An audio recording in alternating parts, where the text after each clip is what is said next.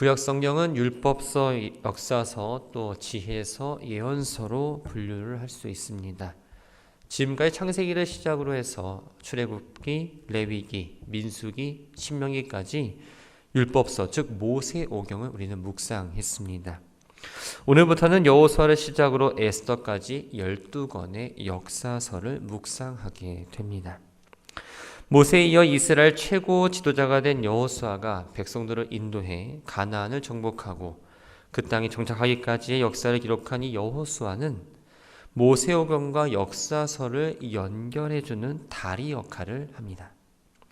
단지 성경 배열상 모세오경 다음에 역사서 가장 첫머리에 있어서가 아니라 모세오경에서 아브라함에게 또한 모세에게 주었던 그 언약이 여호수아에서 이루어진 것을 보여주기 때문이죠. 그렇다면 여호수아는 왜 이 책을 기록하게 되었을까요? 모세가 죽고 이스라엘의 출애굽 2세대들은 드디어 가나안 땅에 들어가 그 땅을 정복하고 기업을 차지할 수 있었습니다. 일찍이 400여 년을 타국에서 종살이를 하고 또 40여 년을 광야 생활을 한 민족이 새로운 땅에 들어가고 그곳에서 정착하게 됐다는 것 자체만으로도 감격스럽고 경이로운 일이지요. 그런데 이스라엘 백성에게 하나님이 약속하신 이 가나안 땅에 들어간 것보다 더 중요했던 것은 차지한 그 가나안 땅에서 어떻게 살아가느냐였습니다.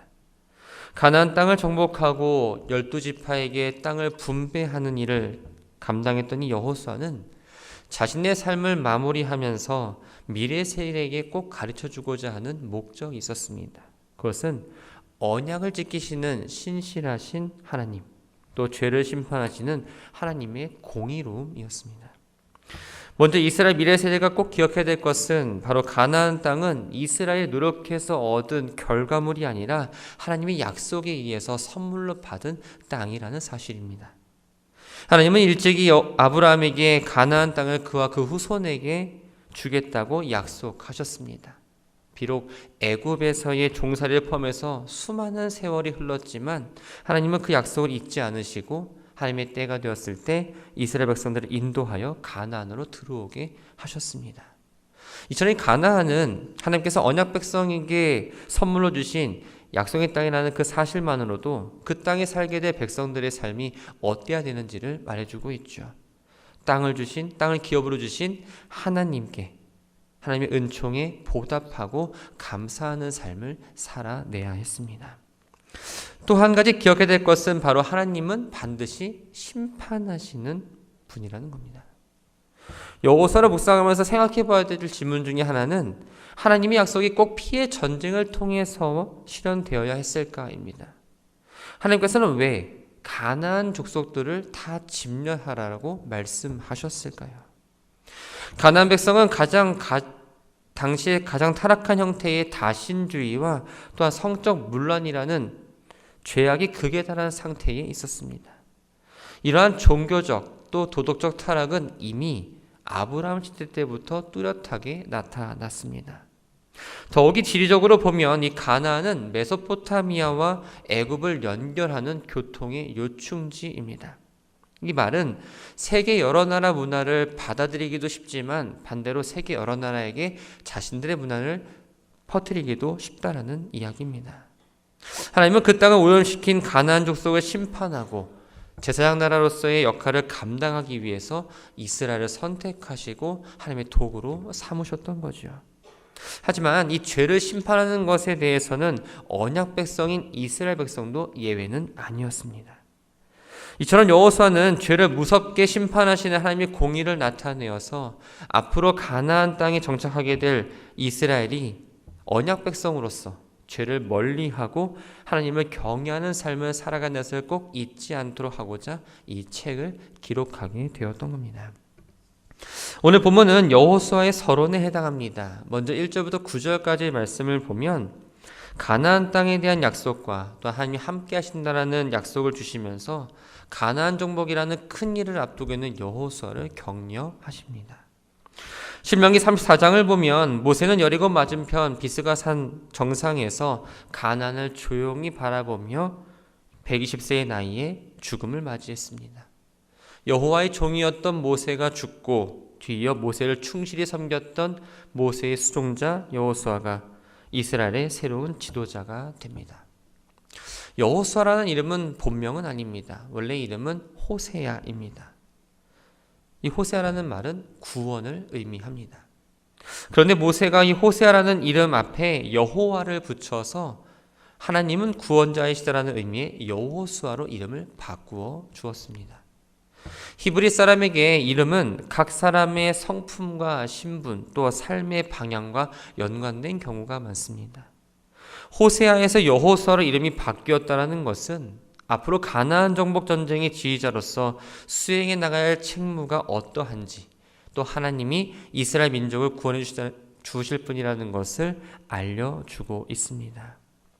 여호수아는 초기부터 모세를 돕는 자로 부름을 받았으며 영적 지도자로서 준비되어져 가고 있었습니다.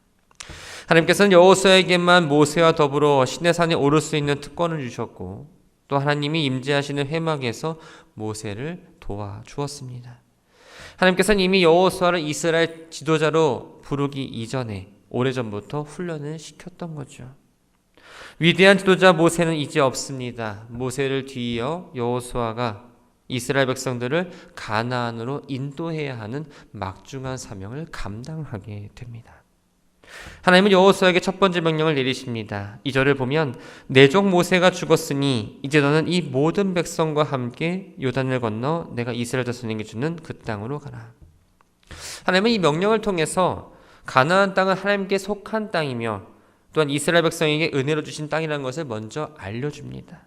그리고 약속을 변치 않고 지키시는 신실하신 모습을 보여주고 계시죠. 이어서 가나안 땅에 대한 확신을 심어주시는데 하나님은 이미 모세에게 약속하신 대로 이스라엘 민족이 발바닥으로 밟는 땅을 주시겠다라고 말씀하십니다. 히브리어에서의 발은 힘을 상징합니다. 발바닥으로 땅을 밟는다는 이 말은 단순히 땅을 밟고 지나간다는 것이 아니라 힘으로 그 땅을 정복한다는 의미가 있습니다. 가나안 땅은 이미 하나님이 주셨지만 저절로 얻어지는 것이 아니라 믿음을 가지고 이스라엘 백성이 나아가서 그 가운데 전쟁을 통해서 싸워야 얻을 수 있는 땅이라고 이야기합니다. 이렇게 이스라엘이 얻게 되는 가나안 땅의 경계는 4절에서 광야와 이 레바논에서부터 큰 강 곧 유브라데 강까지 해쪽 속이 온 땅과 또 해지는 쪽 대해까지라고 말합니다. 해쪽 속은 가나안 7족속 중에 하나입니다. 족장 시대부터 가나안 땅에 거주해왔던 큰 족속이죠. 가나안의 둘째 아들인 헷의 후손들로서 가나안에서 영향력이 매우 컸습니다. 그래서 애굽과 바벨론 사람들은 이 가나안 지역을 바로 헷 족속의 땅이라고도 부릅니다. 본문에서 헷 족속은 바로 가나안에 거주했던 모든 족속을 가리키는 말로서 헷 족속의 온 땅이란 바로 가나안의 전 지역을 의미합니다. 앞으로 이스라엘 차지하게 될 이 가나안 땅의 경계를 보면 남쪽은 가나안 동남쪽에 위치한 친광야, 즉 아라비아 사막에서부터 북쪽으로는 레바논 산지까지, 동쪽에는 유프라테스 강이 흐르는 곳까지, 또한 서쪽은 대해, 즉 지중해까지입니다.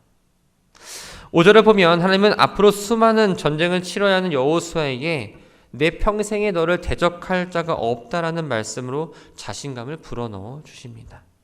그리고 모세와 함께 했던 것처럼 여호수아를 떠나지 아니하고 버리지 아니하고 함께 있을 거라는 임마누엘의 약속을 여호수아에게 주시죠. 하나님은 약속을 통해서 가나안 전쟁에 하나님께서 함께 하실 거라는 것을 가르쳐주고 약속을 들은 여호수아는 가장 확실하고 안전한 보장책을 얻고 큰 힘과 위로를 받을 수가 있었습니다. 하지만 여호수아는 여전히 주저하고 있었습니다.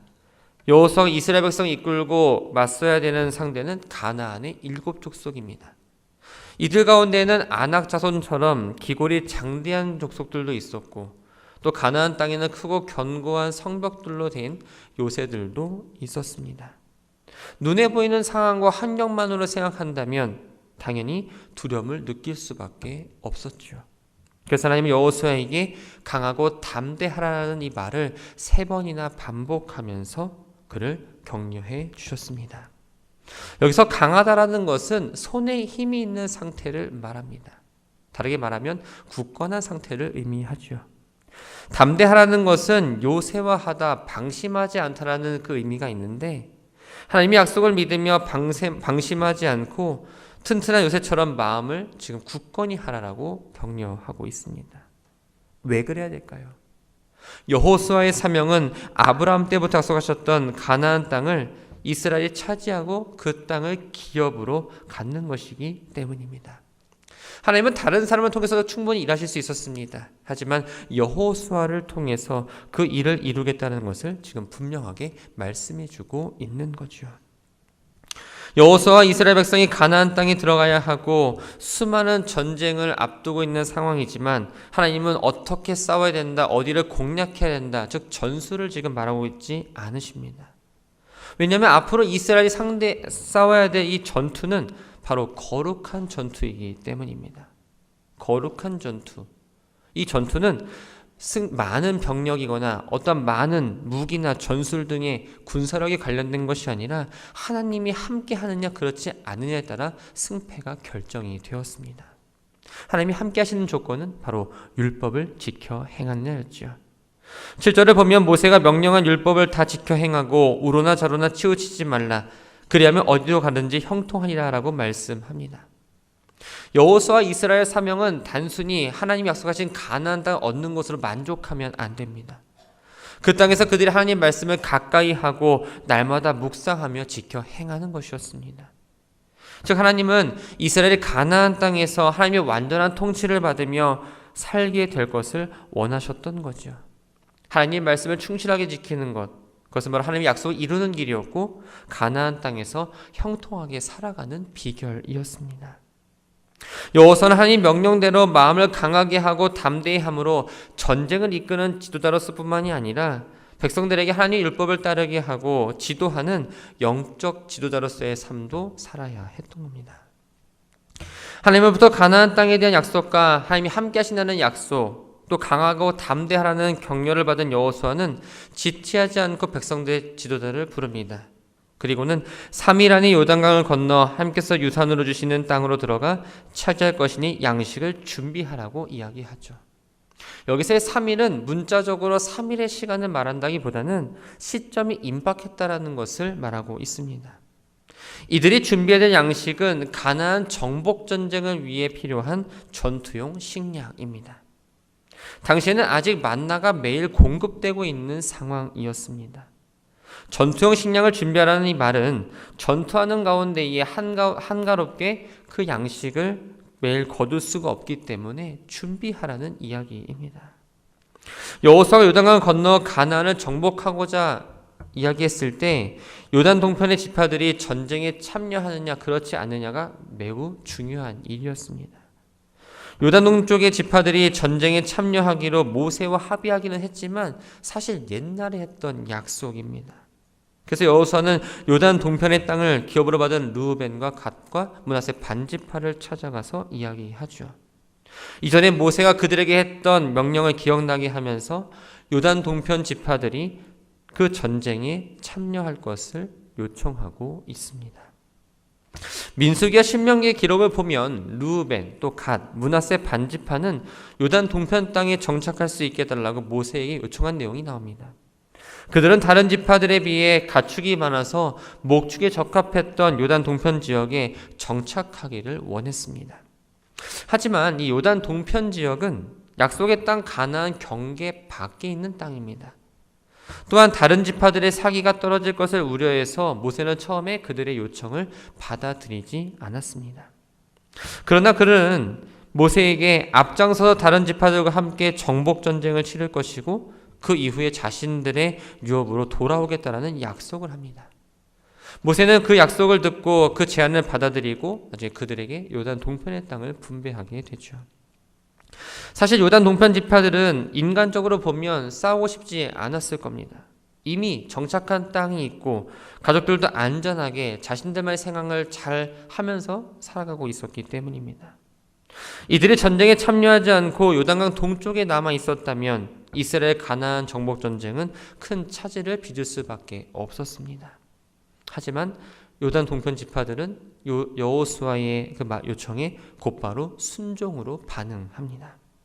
그들은 여호수아의 명령을 다 지켜야 할 것이며 여호수아가 어디로 보내든지 갈 거라고 온전한 헌심을 다짐하게 되죠. 지금까지 모세에게 그랬던 것처럼 새로운 지도자 여호수아에게도 동일하게 충성하고 헌신할 것을 맹세합니다.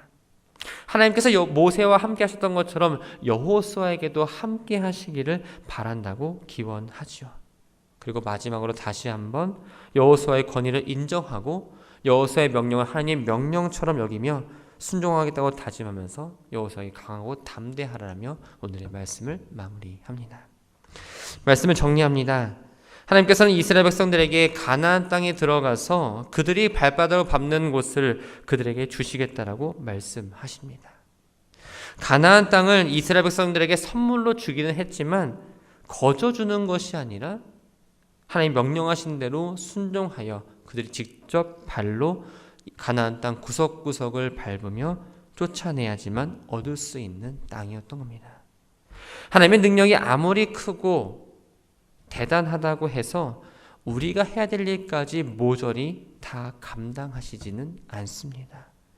하나님께 우리가 맡긴다고 하지만 그냥 그저 맡기고 뒤돌아서는 것이 아니라 하나님께 맡기고 하나님의 명령을 따라 실천한 노력이 뒤따라야 합니다. 하늘은 스스로 돕는 자를 돕는다라는 말이 있습니다. 하나님을 믿는 성도는 노력과 땀 흘림, 또 하나님 명령을 따라서 그 일을 행하며 어떤 것도 그저 얻으려는 마음을 먹어서는 안 됩니다. 때로는 사람이기 때문에 하나님의 명령이라고 해서 그대로 따르고 또 하나님의 일이라고 해서 늘 순종하고 싶은 마음이 들지 않을 때도 있습니다. 이 일을 하기에는 조금 내가 무리가 있다, 좀 짜증난다, 하기 싫다, 도망치고 싶다라는 마음도 들 때가 있죠. 그런데 이렇게 하기 싫은 일을 억지로라도 하는 것이 바로 또 순종입니다. 순종하기 싫은 그 마음을 이겨내고 그 일을 감당할 때에 하나님께서 주시는 그 순종의 참맛을 느낄 수가 있습니다. 우리가 그런 마음으로 그 일을 순종하며 감당할 때 하나님이 사랑과 하나님의 인정과 하나님의 축복을 받을 수가 있다라는 거죠. 믿음이라는 건 바로 순종으로 표현됩니다. 순종은 축복과 구원을 가져옵니다. 머리로만 순종해야 한다는 것을 기억하는 것이 아니라 우리들의 마음에서 순종이 시작되고 손과 발로 나타내야 합니다. 하나님께 맡기고 아무것도 안 한 다음에 그 결과를 가지고 하나님의 일하심을 의심하고 원망하는 삶이 아니라 하나님께 맡기고 하나님 주신 그 능력과 힘을 가지고 말씀에 순종하는 삶을 덧붙여 나아가시기 바랍니다. 그 가운데에 우리가 어려움이 있을 수 있지만 하나님께서 우리에게 분명하게 약속하고 계십니다. 강하고 담대하라, 두려워하지 말며 놀라지 말라. 내가 어디로 가든지 하나님 여호와가 너와 함께 하신다. 이 약속이 모세와 여호수아뿐만 아니라 오늘을 살아가는 우리들에게도 동일하게 적용되는 것을 믿으며 하나님의 사랑과 인정과 축복을 받으면서 순종의 삶을 살아내는 오늘 한 날 되기를 주님의 이름으로 축원합니다.